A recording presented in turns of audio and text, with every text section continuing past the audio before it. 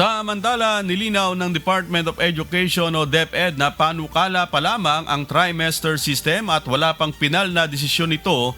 Dadaan din ito sa maraming konsultasyon bago tuluyang ikonsidera kung ipatutupad. Sa inilabas na official statement ng kagawaran, sinabi nito na nauunawaan ang pangamba na ipinunto ng mga mambabatas, guro at stakeholders. Ayon pa sa ahensya, aktibo silang nagsasagawa ng konsultasyon at patuloy na nakikipag-ugnayan sa mga opisyal ng edukasyon at iba pang stakeholders para matiyak na lahat ng boses ay maririnig at may isasaalang-alang. Suportado naman ng Malacanang na idaan muna sa public consultation ng panukala. Ayon kay Palace Press Officer at Communications Undersecretary Claire Castro, magandang mapag-usapan ng mga stakeholder at interested parties ang naturang panukala upang makabuo ng mas sangkop na programa para sa mga mag-aaral.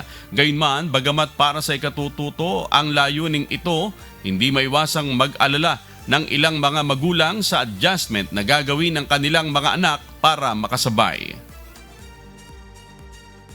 Siguro dapat muna nila, itry muna nila kung may magbabago ba o wala, o mas lalo lang mahihirapan yung mga bata o hindi mahihirapan doon sa gagawin nilang pagbabago.